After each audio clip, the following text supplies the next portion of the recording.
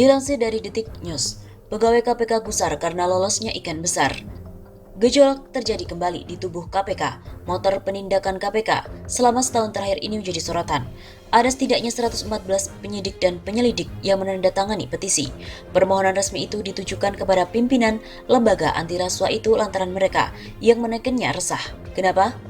Kurang lebih 1 tahun kebelakang ini, jajaran di Kedeputian Penindakan KPK mengalami kebuntuan untuk mengurai dan mengembangkan perkara sampai ke level pejabat yang lebih tinggi atau big fish, level kejahatan korporasi maupun ke level tindak pidana pencucian uang. Tulis petisi yang didapat Detikcom tersebut, Rabu 10 April. Dalam petisi itu setidaknya ada 5 alasan yang menjadi dasar permohonan kepada pimpinan KPK untuk segera bersikap. Berikut 5 alasan itu yang tertulis sama persis seperti dalam petisi. 1. Terhambatnya penanganan perkara pada ekspos tingkat kedeputian. Penundaan pelaksanaan ekspos penanganan perkara dengan alasan yang tidak jelas dan cenderung mengulur-ulur waktu hingga berbulan-bulan sampai dengan perkara pokoknya selesai. Hal tersebut berpotensi menutup kesempatan untuk melakukan pengembangan perkara pada tahapan level pejabat yang lebih tinggi, serta hanya terlokalisir pada level tersangka atau jabatan tertentu saja. 2. Tingginya tingkat kebocoran dalam pelaksanaan penyelidikan tertutup. Beberapa bulan belakangan hampir seluruh satgas di penyelidikan pernah mengalami kegagalan dalam beberapa kali pelaksanaan OTT yang sedang ditangani karena dugaan adanya kebocoran OTT. Kebocoran ini tidak hanya berefek pada munculnya ketidakpercayaan, distrust di antara sesama pegawai maupun antara pegawai dan struktural atau pimpinan, namun hal ini juga dapat mengakibatkan tingginya potensi risiko keselamatan yang dihadapi oleh personel yang sedang bertugas di lapangan.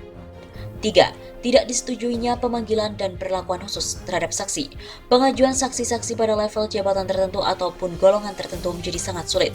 Hal ini mengakibatkan hambatan karena tidak dapat bekerja secara optimal dalam mengumpulkan alat bukti.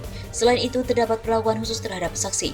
Sebagai contoh, beberapa waktu yang lalu terdapat perlakuan istimewa kepada saksi yang bisa masuk ke dalam ruangan pemeriksaan melalui pintu basement, melalui lift pegawai dan melalui akses pintu masuk pegawai di lantai 2 gedung KPK tanpa melewati lobi tamu di lantai 1 dan pendaftaran saksi sebagaimana prosedur yang seharusnya. 4. Tidak disetujui penggeledahan pada lokasi tertentu dan pencekalan. Tanpa alasan objektif, seringkali pengajuan lokasi penggeledahan pada kasus-kasus tertentu tidak diizinkan. Penyidik dan penyelidik merasakan kesempatan untuk mencari dan mengumpulkan alat bukti semakin sempit, bahkan hampir tidak ada. Selain itu, pencekalan terhadap orang yang dirasa perlu dilakukan pencekalan tidak disetujui tanpa argumentasi yang jelas. Hal ini dapat menimbulkan berbagai prasangka. 5. Adanya pembiaran atas dugaan pelanggaran berat. Beberapa pelanggaran berat yang dilakukan oleh oknum tidak ditindaklanjuti secara gamblang dan transparan penanganannya oleh pihak pengawas internal. Hal ini seringkali menimbulkan pertanyaan di kalangan pegawai, apakah saat ini KPK sudah menerapkan tebang pilih dalam menegakkan kode etik bagi pegawainya. Di satu sisi kode etik menjadi sangat perkasa sekali, sedangkan di sisi lain bisa menjadi sangat senyap dan berjalan lamban. Bahkan kerap kali perkembangan maupun penerapan sanksinya pelan-pelan hilang seiring dengan waktu. Petisi itu juga menyebutkan selama ini jalur komunikasi ke pimpinan KPK terkait persoalan itu sudah dijalin melalui forum wadah pegawai atau penyampaian langsung secara informal. Namun disebutkan bila semuanya itu menemui jalan buntu.